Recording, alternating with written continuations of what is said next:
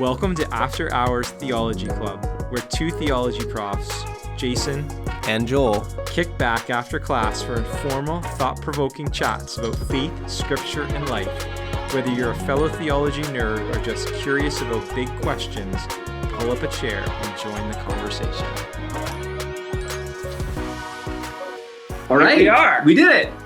Okay, so this is episode 8. Yep. Our season finale. Yeah. Oh. I have a small anecdote to share just as we get going here. But this is actually the second instance that we're recording this podcast because we had a conversation. It was lively. It was robust. We might have even solved all the problems we're going to talk about. But what happened, Jason? I don't know what you're talking about. We forgot to press record. There are times when you have such lively dreams that you actually think they're real. Right. This could just be a false memory. Yeah. It could be. Yeah. But I swear on my honor. But it's afforded us this new opportunity to be joined with Ellen Duffield. Yes. Ellen, would you like to share a little bit of what you do at the seminary here? Yeah, thank you. And thank you for this invitation. So as you just mentioned, my name's Ellen Duffield, and I work at the Paul Magnus Center for Leadership Studies. I'm excited to be part of this conversation because some of the work that we do through the center is actually related to how do we create spaces where men and women can thrive together, as well as other projects supporting the Master of Arts in Leadership and Management and Co-Vocational Canada project and a number of different projects like that. Fantastic. Thank you. Thank you again for joining us for this conversation. My pleasure. So good. Before we get going, you want to share a little bit about your weekend, Jason? Got my haircut. Okay. I also looks good. replaced the headlights in my Camry. Okay. So yeah, it's a bit tricky. I don't usually do a lot of that stuff, but I don't think you're supposed to touch the bulb. I don't think I touched the bulb, but you'll find out if it burns out in a couple days. Yeah. Yes. You know, I took my van in once to Nipawin to get my rear signal light replaced, and I think they charged me $70. And wow. And I learned apparently you can just take that out yourself. Yeah. But you know, I didn't know how to do that. So. Now you know. Yeah. Now I know exactly. And saving $70. Yeah. I had a good weekend. It was quiet. Danielle was working, and so just kind of hung around home. Enjoyed the warmer weather, so it was really good. Yeah, I took the dog for a walk in the slushy streets. So yeah, nice. Ellen? Yeah, I had a good weekend as well. So I had a chance to do some baking. Yeah. Made some brownies, made some carrot soup, and some different things like that. It's nice just to be able to kind of have some time at home to do those things. Wonderful. Okay, today's topic. Yes. Okay, we're going to talk about safe spaces in the classroom. Yeah. Yeah, it's sort of a broad way to frame it, but maybe a bit of a lead up as to how we came across this topic. One time, I'll share this story, and this was a part of our conversation in leading up to this. But one time, I was in class, and it was a scripture and canon class, and we were talking about doctrine and sort of like the way in which our perspective of scripture can change, right? And how older views of scripture tended to be maybe a little bit more doctrinaire, dogmatic. And I pulled up, it was the United Church's Statement of Faith. And I made a point in the classroom of showing that there's sort of 3 articulations of it. I think it was like 1920 or 1930, they had something that was like, it's basically statement of doctrine or something like that, right? Dogmatics. And it was a very sort of, again, doctrinaire, sort of a robust statement. And then maybe 20 or 30 years later, they had something that was, they just referred to it as a statement of faith, right? So they kind of went from like doctrinal essentials to like a statement of faith. And then more recently, they have an articulation called a song of faith, right? Which is sort of meant to be a little bit more of a poetic expression of their doctrine. And in class, I sort of pilloried that. I kind of made fun of it. And it wasn't the right thing to do because I was sort of like, I think I was poking fun at like the liberals, you know, and sort of showing like, oh, look how they've compromised on these things. Anyways, after class, I had 2 students come to me.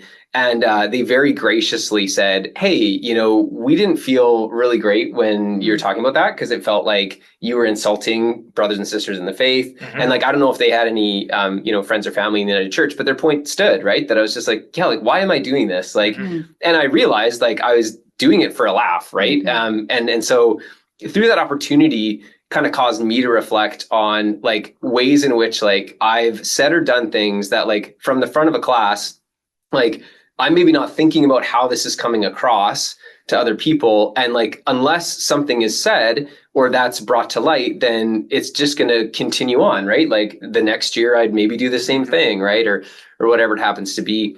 And so, you know, we got into a little bit of a conversation around like, when we teach theology, we want to do so theologically, and by that we mean ethically, which is to say that our views about God, when we're talking about those views, should reflect God's character, right? And among many things, that includes being gentle and considerate and kind, and when we use the word safe, and maybe we'll have an opportunity to discuss about that. Really, I think getting at like a setting where people don't feel criticized for their race or their sex or their orientation or their social status or their prior theological learning, anything like that, right? We've got a space that's welcoming and maybe in as much as possible, like radically egalitarian. Like I think we kind of want to, we recognize there are some kinds of hierarchies in the sense that there's a professor and there's a student, but as much as we're able, right, creating an opportunity where it really does feel like peers speaking, I think is what we want to do. So we kind of got into this conversation about, what are the sorts of things that, can be said in the classroom that make it difficult to actualize that kind of a space.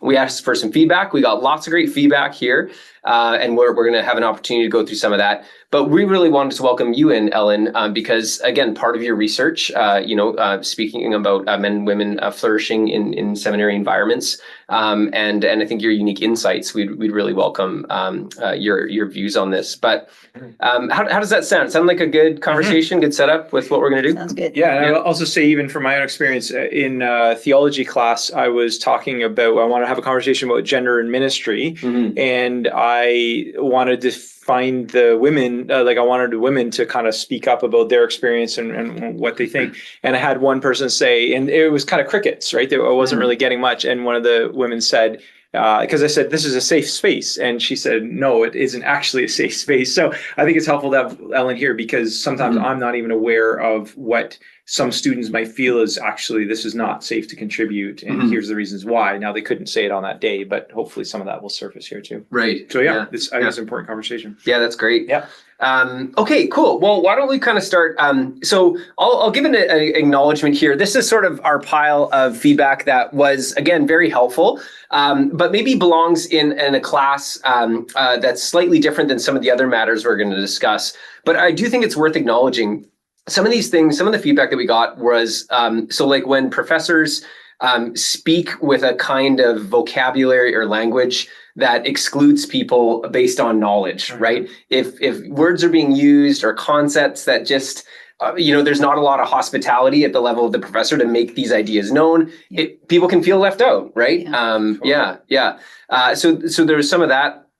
There was also, interestingly, and this is one I'd welcome kind of both your feedback on, because maybe it relates tangentially to some of these other things, but we almost had like half of a group saying, when we get an idea or an issue presented, I want to hear what the professor thinks, because, I want clarity and I want confidence in this view. Yeah. But then almost equally, another half had said, don't tell me what you think. I want to kind of formulate my own views.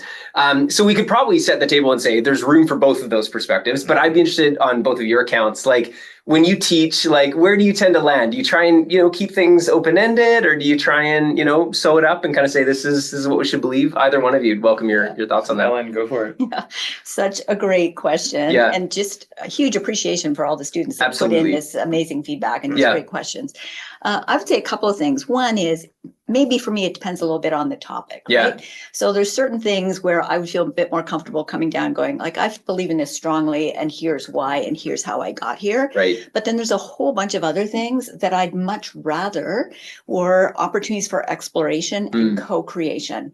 And, jumping ahead a little bit, maybe in talking about the way that men and women thrive, one of the things that seems to be, and we always have to be so careful, because I don't want to say men are like this and women are like that. Of course, that's not true. Don't want to feed into those stereotypes, which can be so unhelpful. But there does seem to be some evidence that many people, men and women, perhaps a higher percentage of women, really love co-creation in the classroom. And so if you just go, here it is, that doesn't provide the opportunity for that co-creation, for kind of building on what others are saying, bringing in different sources, considering completely non-Eurocentric, resources, all of those kinds of things, in the way that creating a collaborative, like, let's get there together by the end of the week or by the end of class, provides. That's really helpful. And if I could ask a follow-up question, like, do you think, so like, to me, when I think about teaching theology, say, I'm mindful of like, and this is maybe showing on hand, right? Is like, I don't want to co-create. I want to be like, this is the, right? Like, I do need to believe. right. I guess like, what are your thoughts on that? Like, I guess how, but I actually do think like, theology is a living art, science, practice discipline. I guess how have you in your own experience in the classroom brought that aspect of co-creation into what might traditionally be more thought of as these are the rules, stick with them kind of thing? Right. So I guess I would point to two things. And I mean, you guys are the experts on this, not me, but I would say there seems to be something within the rabbinic tradition that's more conversational and asking the right questions and provoking kind of fresh ways of thinking that I think, might be part of this conversation here. But then the other thing I would just say is like, do you hold the same theology now that you did when you're 22? I do not. Right. Great point. So, totally. Yeah. That's a valuable question, right? Because I think I often felt like as my theology was changing, I was betraying something instead of like growing in an awareness of something, right? So sort of that freedom to ask and answer questions, can liberate us. Yeah. And of course, we're not talking about moving away from gospel truth. I'm not talking about that. Yeah. But I think the way, as we mature, hopefully we have an expanded capacity for a bit of ambiguity, for a bit more of the mystery of God, the goodness of God, the unfolding will of God, if I dare say that, and maybe that creates a bit more space for that idea of let's learn together. Let's explore from different perspectives. Right. Thank you, Ellen. Yeah. How about you, Jason? Yeah, I probably think about it as like almost like fences or boundaries to say some things there's a lot more opportunity to roam, and I want to give students the opportunity to say, here are kind of the outer limits, and as long as you're within that, it's kind of like letting my dog out into the backyard. There's fences. I don't really need to be concerned as long as she's in the backyard, but it's to kind of frame that in so students don't feel like, oh, can I just believe anything, right? But also to help them to see it's okay if you're here and the other person's over here. Yeah. That's beautiful. I definitely close it down. I don't know. And if students are taking my class, like probably know, right? But like, I even say it to sort of say like, like we're all in process, right? And I really do feel like this is a growing edge for me, right? Is learning that in a way, even as professors and my colleagues and my teachers make a safe space, I feel free that I can explore and that there's still helpful guidance, right? But not determinism in that I have to kind of come to this position, whether or not I think it's the right one. So that's awesome. It reminded me of this old joke where a rabbi's disciple asked him, "Rabbi, why is it that every question I ask you, you answer with a question?" And he paused and said, "Well, why shouldn't I?" And it's kind of it's a good example of that back and forth. So that's great. I'd love to move us a little bit into some of these other more focused comments that we've received, and maybe I'll start with this one here. Sorry, I'm just going to back up. So we had a great comment here from a student that talked about when their professor was teaching on women in ministry. So I think this was in a church ministry class. So very on the point of how we understand the roles and the offices within the church. And the student had mentioned that by the end of the class, nobody even knew what side the professor took. And this was, I think, a comment of commendation, right? They liked sort of being free to form their own perspective on this. And this kind of gave us a minute to sort of reflect on, wow, like it's easy for us as professors maybe to think like the subject matter is objective and we're just like scientists kind of giving you the data and then you do the experiment and then come up with your results, right? And this comment, I think, was a welcoming one that helped me appreciate that, like, my embodiedness as, a 40-something male father, in Western Canada, evangelicalism, the way I think about women in ministry is going to have a lot of unexamined assumptions that are operating inside of it. And then those are going to come out in the class, right? So I think like what I'd welcome a conversation on right now is like, when we're talking about these kinds of things, to your student's comment that said, it's actually not safe to have my view here. Like, I guess, how do we talk well about some of these topics that are charged a little bit more around gender, tradition in the church, biases, if I even say, while empowering students to come to their own point of view. So it's pretty open-ended. So I don't know if either of you would want to jump in on it, but Ellen's the expert here. So. Yeah. Yeah, I mean, a really good question and a really important one, and a very nuanced one too. So difficult to answer. Right. But I would say a couple of things. One, I think when we are engaging in these kinds of conversations, like for example, gender roles. Yeah. First of all, when we say that, what we often mean is women's roles. We don't actually mean gender roles. We mean women's roles. Right. And so immediately the women in the room are going to, it changes the dynamic for the women in the room as soon as we have that conversation. Right. So if we were having a conversation about gender roles, that levels the playing field a little bit more. Yeah. But it never plays out that way. Right. And then secondly, I would say that as soon as we engage in those conversations, we need to remember that wherever men or women sit on that, let's call it continuum of belief around, extreme egalitarianism to extreme complementarianism and everything in between, that many of those people are seeking to be obedient. And so many women that I talk to, for example, who would feel uncomfortable maybe in a leadership role or preaching or something like that, they're doing that out of a very genuine, heartfelt devotion to the Lord and a desire to be obedient to God in the scriptures. Many women that I would talk to who maybe hold a very different perspective on that, or their male allies, would do that out of a very genuine sense of obedience to the Spirit and what God is saying to them and their calling and those kinds of things. When we treat each other like that, understanding this is not about women's rights, it's not about disobedience to scripture, it's not about being right or wrong necessarily around this particular topic. It's much deeper and much more nuanced than that. And maybe if I can just put a bit of a plug in that, Please, wherever we land on that continuum, and I know deeply godly people who land in very different places on that continuum, we do have to consider the trajectory of our theology and how it plays out. And I think that's the piece where for many women sitting in a classroom, it can be difficult because if we don't consider that, if we don't acknowledge that at least, then it leaves a very superficial kind of response. Right. And so in this particular case, for a student to say, like, it's maybe be helpful or not to know where you stand on this, I can understand why a professor would be very cautious about not wanting to take a stand, because the goal is not to, create us and them or something like that. Right. The goal really is to have a respectful conversation around places of difference. And I think what faculty can do in those situations is to create a pathway into those conversations.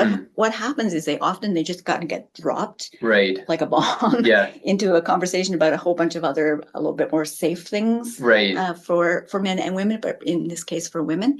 Whereas if we kind of create a pathway of here's how we engage respectfully when we have very different opinions, here's how we seek to listen, here's how we don't cut each other off when we disagree, because that really shuts down a lot of people. About a higher percentage of women are not going to speak again. Right. Once they've been shot back down by that.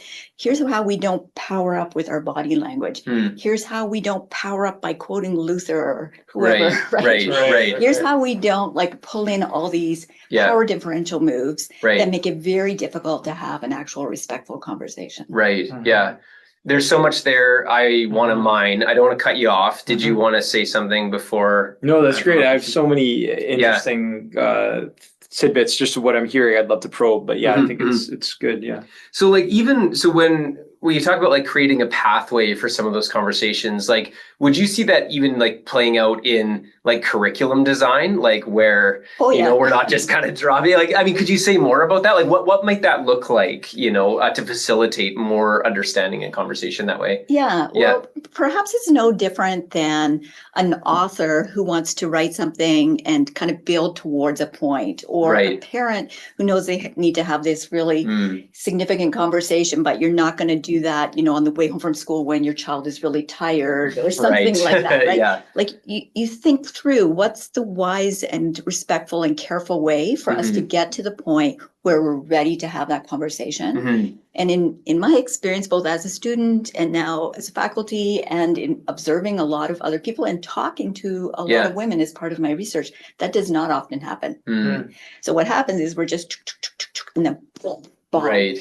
And that's why, unfortunately, we see some of the results that we see. Right. I mean, isn't it a built-in assumption that like some faculty members just think it's finished, right? Like it's not even a conversation, Like right? the debate or whatever. Yeah, like in terms of like gender, ministry, all of that, right? Like, so how do you even how would you even have a conversation if it's just a finished, you know what I mean? So if, let's say, the egalitarian, I think it's probably more going to be a complementarian faculty member, but an egalitarian is like, I'm not even going to talk about women not having opportunities to be given, right? Like it's finished, right? Like there's not opportunity even to talk about it, right? And conversely, in terms of from But the they other would be perspective. mistaken.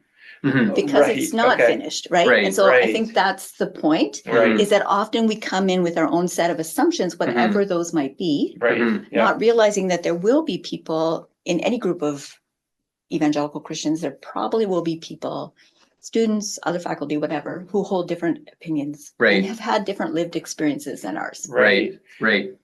Yeah, well, but I guess I just think okay, but don't you think that there could be a majority in a classroom that might also sit there and say, no, this is there is no other way, right? Like, so if you have a faculty member and a majority sitting in a classroom that would say, no, this is just the way the Bible teaches, or this is the way we understand it, finished. So then how would you even could you not end up feeling like you're isolated and your opinion is actually incorrect?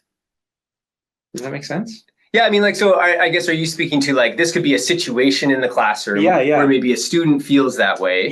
Yeah, okay. Well, and I mean, I do think that probably happens, more often than we would want, right? Where that pathway into these kinds of conversations has not been laid down. A student feels like this is dropped on them, and then you're right, it's hopeless. Like, why bring it up? Because number one, I'll be wrong because all these people disagree with me, and number two, I'll have marked myself as somebody who thinks the wrong thing on this, and maybe even will be subject to reprise for my it's a total So to avoid that, right? Hearing this, right? That pathway in, and maybe. Not to overly theologize on this, but in talking about theology theologically, I wonder if, this past week we were doing a Christology course and spent a lot of time in Philippians 2:6, which talks about Christ laying aside his divine prerogative and assuming the form of a servant, right? That as we're instructing in theology, even if we think there's no debate, right? Setting aside that prerogative and serving all of the population of the classroom, and maybe even if you think all 30 students here are complementarians, but somewhere there's an egalitarian they're going to meet, and I want to serve them by, right? I don't know, creating that kind of a space. I don't know. But if I could, Ellen, another comment you mentioned was about I'm thinking about body language when we talk through some of these things, and I think you kind of mentioned power-ups, and I thought about Luther and Calvin, but even I guess is there anything you could even point to, because this to me would be more in my unexamined things, how body language affects how we communicate some of these ideas. What are the things that we're doing, and what are the things that we could consider as maybe adopting as a more inclusive approach? Yeah, great quick question. Again, huge topic, but maybe just a couple of observations. Totally helpful. So one thing is, there's a power stance that we take, legs apart, shoulders back, puffed out, kind of thing. Yeah, exactly. As soon as someone says something and we cross our arms or take a power stance or take a step towards someone or have an bit more aggressive look on our face, or any of those factors, for those people, especially those people who are a little bit more emotionally intelligent, people who are really good at reading the room, people who maybe have been triggered, are being triggered by responses that a dominant figure did in their past or something like that. For those people, that's that's just incredibly motivating, right?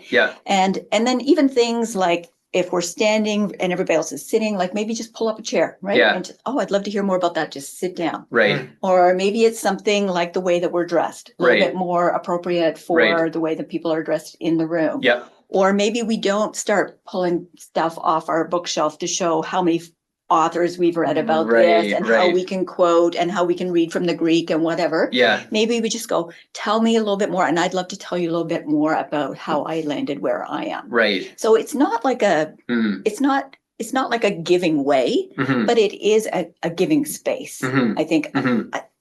And tying into what you were talking about, Philippians 2 in particular, right? So you guys know that I'm doing this research project right now, and it's all framed under kenotic community. Like, what does it look like to create kenotic community? And I think a big part of that is making space for other people. Right. And sometimes that's actual physical space. So, what's her name? Mary Kate Morse, I think her name is, has written that book about creating space. And it's as simple as, do we come in and like take up a lot of space in the room? Do we have a loud booming voice? Do we cut people off? Like every time we do something like that, we're taking space away from perceptually other people in the room. Wow. Yeah. Oh man, I'm just thinking of all the things I do. It's really helpful. Sorry, to say. So mansplaining is good, or we'll talk later. Right. The other thing I'm thinking of is I'm going to have all my students stand for class, and I'm going to sit. There you go. Sort of invert the paradigm. Exactly. I love that. Those are such helpful. Yeah. Like I'm aware how some of this might come across, like where. Maybe a faculty member feels like, it's not my job to coddle students or how do we begin dismantling some of it? Because I don't think that's really a helpful response, maybe in some ways. Both of you, right? How do we, and maybe this is more like intercollegial, right? At the level of faculty in an institution that teaches, like, I guess, how do we make it it's not about you, right? It's about creating an opportunity for learning, right? Because I think that's what we're all for. Like, how can we open those doors? What do y'all think? So love that you bring this up, because I think that's the opposite extreme, right? We swing the pendulum to the other extreme, and it like what everything goes and whatever you think, and we're never going to argue. And that's not at all, I don't think, what any of us are suggesting. And certainly I hope that I'm not communicating that either. No. I think what we're saying here is there's a big difference between giving really positive constructive feedback where we say, I love where you're going with that. Have you considered this? Or what about, so-and-so's writings on that? Or let's bring in some other perspective. That's a very different thing that's still challenging people to grow and not just coddling or, over protecting or something like that. But at the same time is using that language of making space for just different ways of knowing. Like there seem to be some indicators that women maybe learn a little bit differently, have different ways of knowing, more intuitive, more relational. Like one of the interesting things that's coming out of my research is when we talk about educating women, we often talk about connection before content. And many educators and facilitators would know that the connection is really important before content in order for women to be able to learn. But what I'm discovering through my research is actually many women see connection as content. So the actual act of connecting with someone else and feeling that trusting, respectful relationship, getting to know each other's story a little bit, that actually is a very significant part of their ability to learn and the way that they learn. And so that's a very different thing than just going, you can think whatever you want, and do whatever you want, and everybody's going to get an A. It doesn't matter what you say or whatever. Yeah, that piece of personal connection, right? It goes probably a long way to not only helping others feel safe, but also creating the foundation for learning, right? Absolutely. Yeah. Jason, did you want to add? I love that. Not really. No, I think it's really good. Okay. So here's a question, and I don't want anyone to feel put on the spot, right? But so I guess when in thinking about like connecting with students, how can male professors connect well with all students of both sexes, right, in a way that doesn't, make somebody feel uncomfortable, right? Like, again, it's a tough question. And I mean, I think there's going to be some real basics out there just in terms of human decency, right? But like, I guess any thoughts on that, like how we can make somebody feel welcome and connected, but not necessarily like we're showing too much interest or anything like that. I don't know. Yeah, it's nuanced, isn't it? It is. Yeah, it's a hard one. Yeah. And I think this is where we need to have like that balance of grace and truth on both sides. Totally. We need to have maturity on both sides, whether it's the student or the faculty, for sure. Yeah. But, a couple of just common sense things, like if you have a student in your office, don't close the door, right? Yeah, totally. Maybe don't even invite a female student to stay behind afterwards, Right. because that creates a bit of an awkwardness or whatever, especially if it's an evening class or Right. it's going to be dark for them to walk to their car, any number of factors like that. It's not just about them feeling unsafe with you, but feeling unsafe generally in the hallway or out in the parking lot or any number of other things like that. Right. Yeah. But then I think the other thing is, there's a lot of beauty in just gathering together groups of people, right? Totally. There's a time and a place where we need to have a one-on-one conversation or give a bit of extra care. Yeah. But I think what I'm not trying to communicate here is that, a faculty is not someone's parent. They're not someone's pastor. They're not someone's best friend. They're their professor. Right.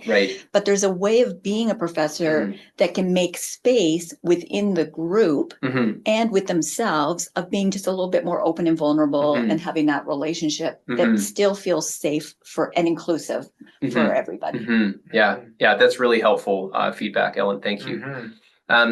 I think this is a good sort of segue even to this additional comment that was not quite related to women in ministry, but related to the dynamic between the sexes a little bit, which, and maybe I'll just read it because I think it was a good way that they put it. They said, it's difficult when older male faculty talk about motherhood or childbirth like they are an expert. There have been a few instances where they give us advice and it just feels weird. Now, I mean, they were very generous in how they phrased it. They said, I don't find this offensive at all, just interesting, right? And so maybe, I guess, is the learning here know our limits a little bit in terms of what we can speak authoritatively about? And, I don't know if there's any follow-up thoughts on that. Maybe that's as simple as it is, but Ellen or Jason, any comments on that? Well, I also wonder, is it time to kind of bring in some other we sure could. Yeah. Yeah, absolutely. If you'd like. Yeah. Yeah. Because I think there's Ellen, I'd appreciate your perspective on, and this is something that we brought to the seminary team. And do you want me to share the content here? Sure. You want to do that? Yeah, I do. Just some unhelpful postures. I collected up some feedback from some of our women faculty and staff asking some of the things. So, for example, paying more attention to one woman in class than other students, longer gaze, standing physically close to her, asking questions about personal life that sound like what is normally asked on a date or to ascertain marital status, inappropriate clothing, powering up. So Ellen, this is, you were referencing this, speaking over, correcting, or mansplaining, spreading legs apart while sitting, leaning forward to make a point. I'll just, I think there's one more slide here.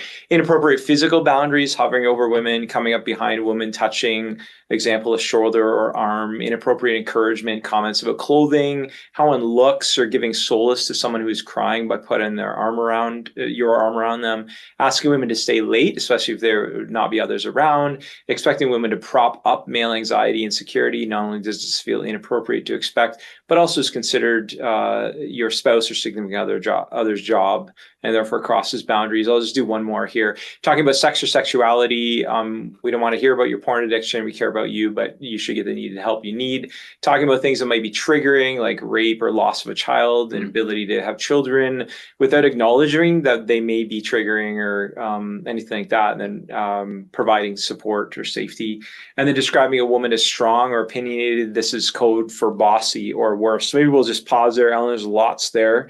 What do you think? Is this kind of, is this, I don't know, is this relevant? Do you see this as being important to address, or? Oh, absolutely. And maybe I could just pick on one, and I'm not picking on you by picking on this one, but please, you read that list, right? And for you, maybe that's like a list of interesting kind of pieces of information, but for some women maybe who are listening, they were triggered by some of the things you just said. Okay. Yeah. Right. Yeah. So in a class, if you were teaching, maybe you would just now carry on. Whereas not knowing that there might be some people there who are just whoa, that just triggers some really significant emotion or memories or experience or whatever for me. Right. And so just being aware of those things. Yeah. And so we talked about that pathway to have some conversations. Yeah. This would be another one where we're going to say, we're about to talk about some potentially triggering kind of situations. We just want to make sure that, you do whatever you need for your own self-care. If you need to leave the room, feel free to do that or whatever. Or after the break, we're going to be talking about such and such. If there are people who aren't able to come back, just creating space to acknowledge that some of these things are super painful Right. for some of the Right. people who are going to be hearing them. Right. Yeah, Right. that's so good. So how do we, I'm mindful of the meta nature of this question. Like, if we don't know what we don't know, I'm mindful that, like, we don't want to just place all the mental and emotional labor on women, right? Where it's like, okay, well, tell us all the things that you will have a problem with. And, so we can educate ourselves in this process too. How do we learn more about that? Like, I guess, like, are there books? Are there, like, people, right? Like, how do we engage in that process of learning so that we can, kind of preempt some of these situations? Yeah. Either of you. Yeah. Such a good question. And again, this goes beyond gender, right? This would be for difference generally, whether it's Right. race or whatever Yeah. those things might be. We have traditionally expected whoever that person or that Mhm. group of people are to do the heavy lifting, to carry Right. the burden Right. of educating all of the rest of Right. us Yeah. about their situation or Right. whatever, Mm. which, as you just acknowledged, like, that's first of all completely unfair and unrealistic. Absolutely. And often what will happen in that case is when people do feel the need to do that, they'll do it in a bit of a defensive way. Mm. And then they get shut down because people are like, oh, well, you didn't need to come on so strong about that. Or, Right. I didn't mean that, or, Yeah. any number of different things like that, which Yeah. can be really unhelpful. So yes, it is our responsibility to learn, Yeah. right? So whenever we have a power differential of any kind, Yeah. whether it's faculty to student or whatever that might be, Yeah. it is the responsibility of the privilege Mhm. Yeah. to do the extra work. It is Right. not the responsibility of the student for us to know how to be a good faculty. We Right. should be taking some trauma training. Yeah. We should be reading about women's issues. We should be learning about racial differences Yeah. and cultural differences in the classroom, and all that's on us. Yeah. Right, to Yeah. learn that For stuff. sure. Yeah. For sure. Yeah.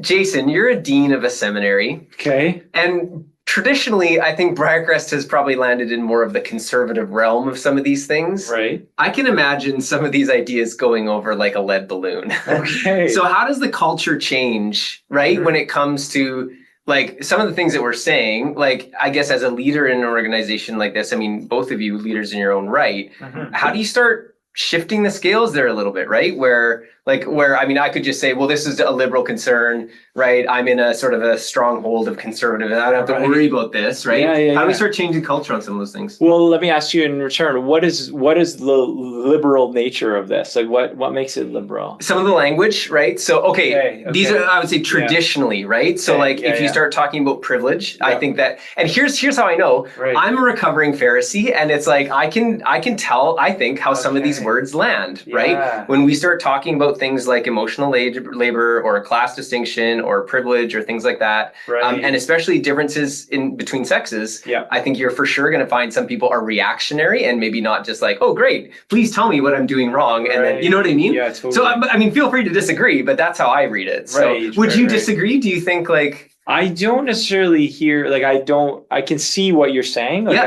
I don't necessarily hear some of that in the way that maybe you're hearing it. I think I would frame it as, if I'm in a classroom space or any of the faculty around me are in a classroom space and a student doesn't feel comfortable to be able to approach the faculty member because they feel like they might not be able to receive or hear what I'm going to say, I think that's concerning for me. for sure? So whether it's a student who's not the same gender or not the same ethnicity or whatever it may be, that just feels Mhm. like they're not going to be well received, that's the angle I would take. That would Yeah. be concerning to me. Right. So Right. language, Yeah. language is what language is, but Yeah. I think I'm more concerned with our students feeling comfortable to be able to first and foremost approach their professor. Right. Because Right. I agree, there's not only the professor to student power dynamic, but there's the male to female power dynamic, right? Yeah. That it's harder for a young woman, especially. And then there's the age dynamic, right? Mhm. So it'd be harder for a young woman than a young man to approach somebody of the same gender, right? Right. Just like it might be harder for a young man to approach a female professor who is older, maybe, just because it's maybe a different gender. Okay. Although depending on their experience with men or women, it might be, Mhm. yeah. So anyways, Yeah, okay. Yeah. Yeah. No, that's helpful. Yeah. Ellen, don't want to, if you reject the framing too, then that's fine. Even though I'm correct. No, I'm just kidding. I'm totally kidding. But like theory of change, good. right? I mean, Have I know, you learned nothing? and nothing, right? But I mean, yeah, like affecting change culturally, right? Like, okay, I mean, I'll put my cards on the table because all 8 listeners will know where I'm coming from. Yes. But then it's like, subscribe. Send us your questions. I think we've got a ways to go here at Brackrest. Okay. Like, I think we've got some ground that we can make up here in terms of sort of leveling the playing field where there is a sense in which women, especially in the classroom, can feel safe and can feel heard. And I think men, again, especially because that's probably been the dominant faculty representative here, can learn more about how to do better, right? Yeah. So, I mean, I'm not, right, whatever, it's just my view. But I guess, like, how do we embody that kind of change moving forward? Is it being vocal to our peers? Is it modeling that behavior in the classroom? Is it writing a paper and present? Like, I don't know. Ellen, any thoughts on your part for that? Oh, for sure. Oh, I've got thoughts. Yeah. Yeah. I would say a couple of things. One is, I think this is part of a bigger conversation, isn't it? About justice and unity and what it means to be part of the kingdom of heaven and what it means to be ambassadors of shalom. And, you know, when we think in those terms, that moves us away maybe from like, is this a liberal or a conservative conversation? Is this a woke conversation or whatever? Right. It moves us into like, what is the heart of God as expressed in the gospel and in Jesus Christ? And what are we called to be as the church? And what would that look like? Right. And then when we begin to think like that, I think that hopefully would invite all of us to take more seriously these kinds of conversations. Right. And so then, yes, maybe we begin to look at our resource list and go, have I given like fair representation of voices, different kinds of voices that are going to be a little bit harder for me to find, and I'm going to have to do my own research in order to find them. Have I given thought to curriculum design and the design of the classroom to make space for some of these things that we're talking about? Am I myself trained enough and comfortable enough to be able to, in a classroom, you know, hold some of that tension of some of these difficult kinds of conversations without my own anxiety being triggered and feeling the need to jump in and give an answer or redirect or shut down or, you know, any number of things like that. Right. You both surfaced something that for me has kind of been underlying a lot of this conversation, and I'll kind of open it up as a starting point for either of you.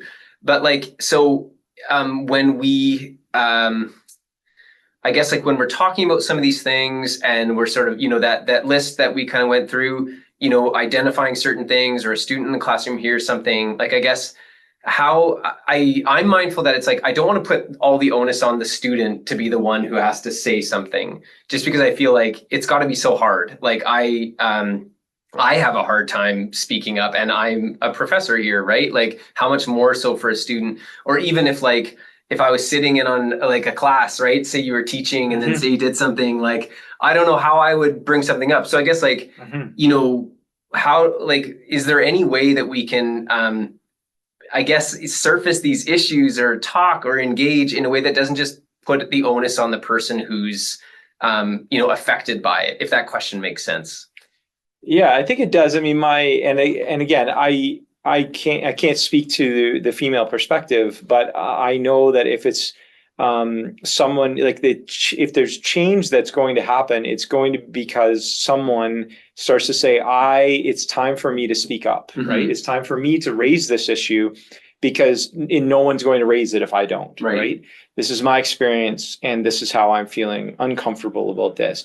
If that doesn't start happening, those are the things that it can't happen unless you're right. If you're sitting in my class and you hear it, you as a colleague have every opportunity to approach me, but most of us don't sit in our colleague classes. So it really has to come from a student. And if you need to find other students to corroborate or whatever, what's going on, then I think that's helpful to raise for the faculty member. And if they're not hearing, then you gotta move on from there. Okay, let me push back a little bit, because you're an Enneagram 8. And we haven't done an Enneagram episode yet, but I feel like you, correct me if I'm wrong, like for you, that's sort of like, all right, let's do this. Let's have the conversation. Like, what about others who are like? That's why Ellen's here. To help us understand that. Like, I don't know, do you want to jump in, Ellen, on some of that like dynamic of like, what if like I feel like I don't have the personal. Yeah, you just want to run away. And You you're know, like, there's no way I'm gonna be. I read a tweet on X the other day, which was somebody said, the worst they can do is say no, and they said, yeah, but you don't know for me how soul crushing that is. Right. Like, if somebody says no, like that really hurts, right? Yeah. So, what if somebody feels like they don't have those resources? Like, I don't know, Ellen, any thoughts on that? Yeah, I think that's so good. And first of all, I just want to say too that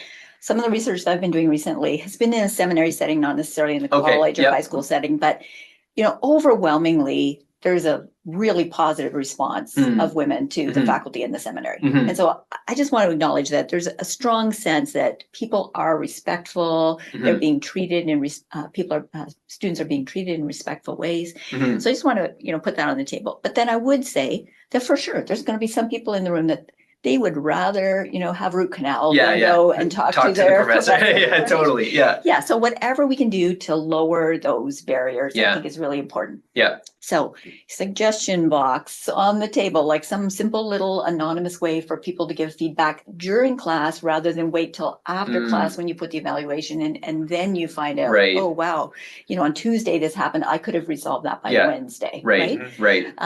Being careful about language. So even simple things like, I really want to hear your opinion on this. I'm open, to hearing differences of perspective, where that creates that sense that maybe you are going to be a little bit more open than if somebody comes on like, here's the way it is right from the get-go. Well, no one would rather have root canal is going to go and try and take on that person. Right. So I think that's a huge thing.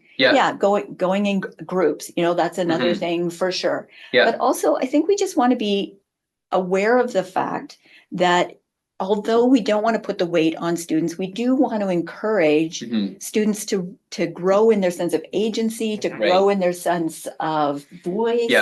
And so whatever we can do to help support that. Before we get into these potentially adversarial situations, that's beneficial, right? So that's all part of the discipleship process is learning how to, read the room and understand when things are inappropriate so that maybe I'm more likely to speak up on behalf of something that happened to someone else as opposed to it have happened to me. Right. Yeah. I also want to say Alan referenced evaluations. That's another piece that's really important for students to know that evaluations that you fill out at the end of the semester are all anonymous. So you give your feedback, it's all put into a system and it's anonymized. So the dean will see it first. And if you flag things there that are concerning, then it will ultimately go to the dean and then the dean can choose how to address that. The professor will also see it, but they won't see your name attached. So that's another way to just kind of flag things that are concerning. Yeah. I think it's also worth noting too that we have an internal system here for dealing with student concerns. I could be wrong, so I don't want to speak out of turn, but I think that's talking to Mr. James Wood.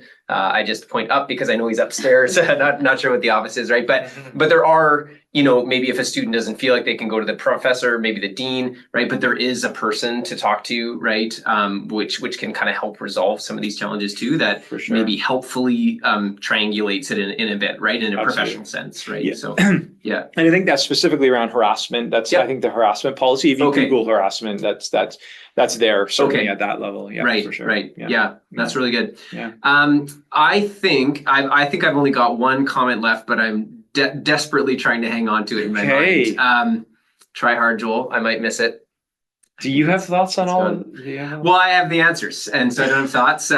No, I really do feel like a student in this process. Maybe it's even kind of bringing it back full circle, right? Is that it's like, I feel like I've been gifted with colleagues that have helped me consider the way in which the classroom space is a really dynamic atmosphere, and how I've been shaped by experiences in the church and in my home and with my mentors and leaders that have shaped me in positive ways, and also ways that could use a little bit of retooling. So in a lot of these questions are coming from a genuine place, right? And I think, because especially too, we're all pulling for the same thing here, right? Which is the kingdom of God and welcoming others into discipleship of Christ, and for me, and maybe this is the thought I'll end it on and turn it over to you. Like, I guess in as much as, Paul talks about wanting to remove everything that hinders, right? Like, I don't think it's about, you're not a bad person if you make a mistake in the classroom, but here's an opportunity for us to grow and change, and hopefully, like we said, lay that pathway for that student to, image Christ in that fullness, right? So that for me is what this is about. I don't know if either of you wanted to have a final reflection, but on that point, we can probably wrap it up. But Ellen, any comments that you'd like to make? Well, maybe just one, in Timothy, where it talks about how we are to treat older women a certain way and younger women a certain way, and older men like fathers and younger men like brothers. There's something in that, I think, that's really powerful and profound, because we are meant to be a family and to treat each other like a healthy family. Some of us, of course, come from very unhealthy families, but to treat each other like a healthy family. But it also suggests to me that here we have an example of someone who understands we have to learn how to do this. Right. And so he's instructing Timothy, here's how you do it. And here's how to instruct your church how to do it. And that's why I think these kinds of conversations are so helpful. We shouldn't just assume that people figure it out. Like if you were a good person, you would know not to say this. If you're a good faculty, you would know not to say this. If you were an excellent student, you wouldn't raise this in class or whatever. Yeah. We need to learn how to be a family, learn how to be a community, learn how to treat each other as men and women. Yeah. And that's why these conversations are so important. Yeah, For sure. That's a really helpful comment. I had a pastor who used to say, grace is the currency in the kingdom of God, right? Grace given and grace received. So surfacing these issues is an opportunity to both give and receive grace, right? And not be sort of punitive or something like that. Yeah. Jason? I think my only comment would be around just kind of encouraging students, like if you're not feeling comfortable, you can always approach like a dean or another faculty member. I think that's, and as a dean, I have had to approach faculty members and talk to them about needing to make some corrective actions, right? So I think, and it's all with the thinking that the person is not trying to make people feel uncomfortable. They're not trying to shut things down. They're not trying to, they just don't really realize. I think that's kind of what Ellen, you were saying, right? That my sense is that a lot of people just have no idea what they're doing. And if they did, that would actually bring about meaningful change. So in some ways, it's like, if you've had experiences where you're feeling like it's increasingly comfortable in these kind of contexts, we could actually change it for the future if we can start kind of being aware of some of these things. And I'm just so appreciative of the students that did write things down and bring them awareness, right? So I think it's helpful. Absolutely. Yeah. Okay. That's a season. I think we finished our first season. Yeah. Season Thanks 1. again, Ellen, so much for being present with us. Really appreciate your insights and your wisdom. It was an honor to be here. Thank you so much. Yeah, you bet. Okay, we'll see you next season. Yes. Boom.